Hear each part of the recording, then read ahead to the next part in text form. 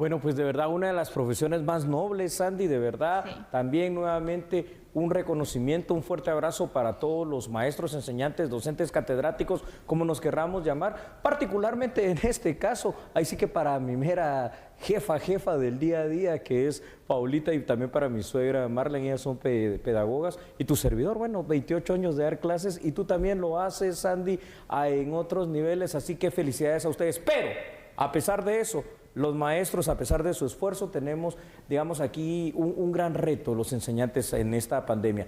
Y el reto es el siguiente, es que no podemos realmente en un país con las condiciones como está Guatemala, aceptar que si ya la educación presencial es mala, la educación virtual o la educación a distancia con guías de trabajo termina siendo peor y pésima. Fuera de las felicidades del Día del Maestro, tenemos que aceptar esta realidad. Y el que paga, al final de cuentas, son estas generaciones perdidas, literalmente, que estamos teniendo de alumnos. Totalmente, Julio. Mira, realmente un maestro siempre tiene el reto, porque Así es. la educación va cambiando y también la metodología debe ir cambiando, debe ir modernizándose.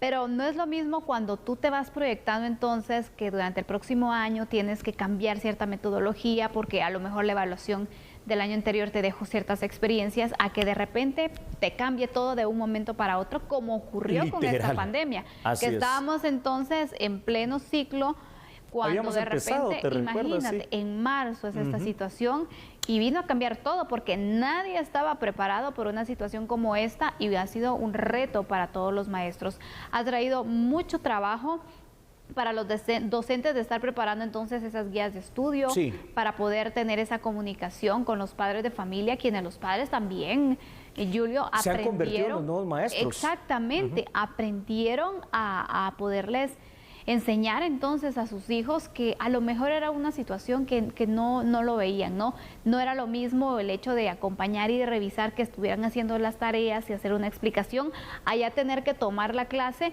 para que pudieran entonces ir avanzando en el ciclo escolar. Hay muchos retos que se tienen y yo de verdad hay algo que admiro, Julio, y es, mira, la educación especialmente fue tecnológica. Sí. Fue a distancia. Y aquí en este punto yo quiero destacar y reconocer, por supuesto, felicitar a los maestros que ya llevan una gran cantidad de años ejerciendo, que a lo mejor no estaban familiarizados con la tecnología, pero que eso no fue impedimento para poder enseñarles, y aquí demostraron una vez más esa vocación. Eso es correcto, demostraron esa vocación, y es que, yo no sé, ¿verdad?, pero es que Guatemala a veces funciona al revés, fíjate, Sandy, una de las profesiones más nobles por lo que significa, que es enseñar esos conocimientos básicos fundamentales o los conocimientos superiores a los alumnos, termina siendo una de las profesiones en Guatemala peor pagadas, peor remuneradas, peor reconocidas. Muchos de aquellos, cuando en mi época, fíjate, Sandy, eran los profes y las seños. En esta época moderna, quizás ya sean los teachers y las miss, ellos han invertido en equipo, han invertido en internet, han invertido de alguna manera tiempo, algunos de una forma muy loable, sobre todo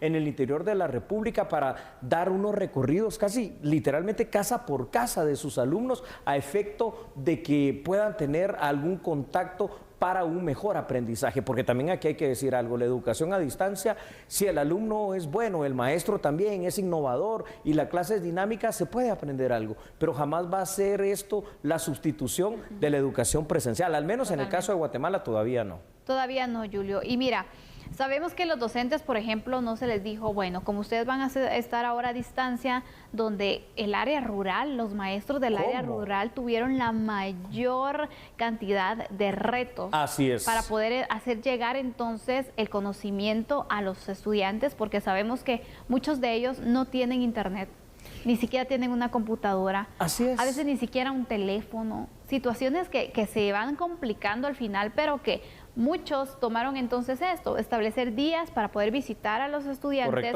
ver cómo van con las tareas, explicarle a los padres de familia que al final eran sus auxiliares en casa, y se tomaron de verdad el trabajo de una forma muy seria. No les aumentaron el salario por decir, bueno, como ustedes van a hacer esto, van a tener tanto más mensualmente para que lo puedan hacer. No. O facilitar los medios. No, y fue algo que lo hicieron por iniciativa. Hubo algunos también que, bueno, se salieron y que al final, bueno, este fue uno de los impedimentos, pero es que no tengo minutos, no me dieron más, no, tantas excusas que existen entonces para la mediocridad.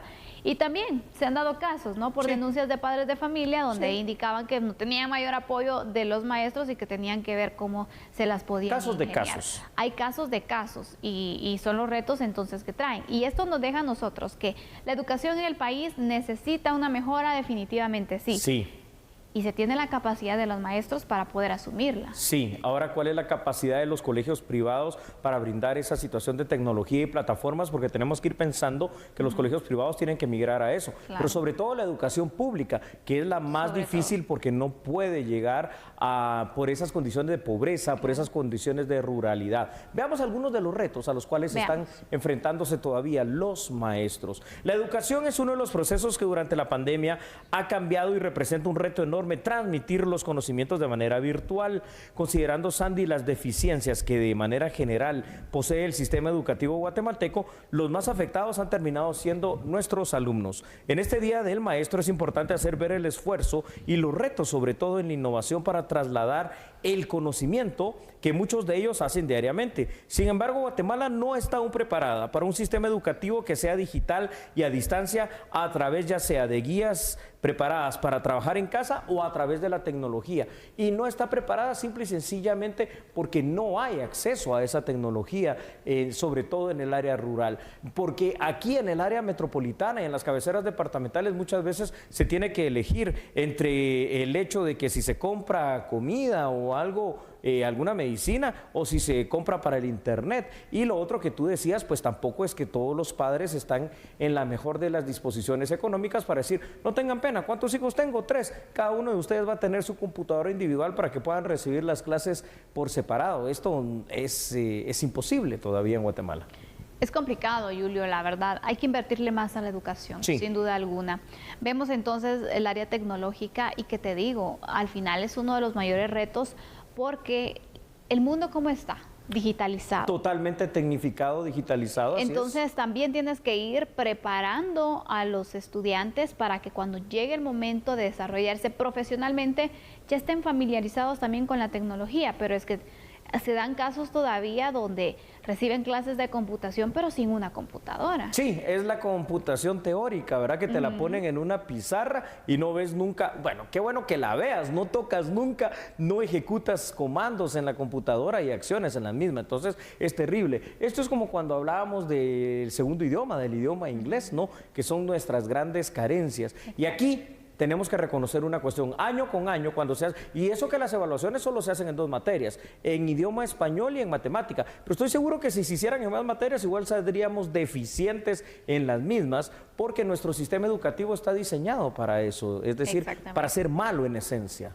¿Vamos con más datos? Vamos con más datos, con mucho gusto, Sandy, así es. Entonces, ahí los tenemos, por favor, en pantalla. Uno de los retos particularmente difíciles para los educadores es el poder discernir el nivel de aprendizaje en este momento a distancia de cada uno de sus alumnos, porque esta modalidad, pues, es sencillamente nueva, ¿no? Otro reto importante al que se están enfrentando los maestros a diario es el de poder mantener a distancia la atención a través de clases dinámicas, a través de procesos innovadores para transmitir los conocimientos.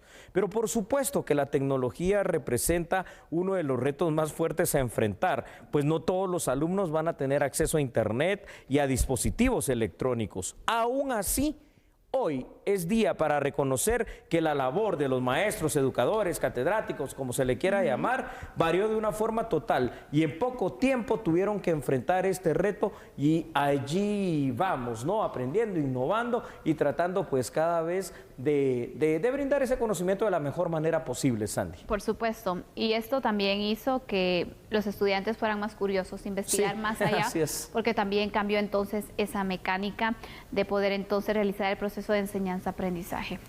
Reiteramos el saludo para todos los maestros, a seguir entonces dando lo mejor, porque sabemos que tienen una gran responsabilidad de educar a los futuros profesionales. Correcto. Probablemente al presidente, al imagínate, o presidente, cargos alcalde, importantes, lo que sea, exactamente, empresario, que puedan dirigir el país. Entonces, ¿cómo los está educando usted?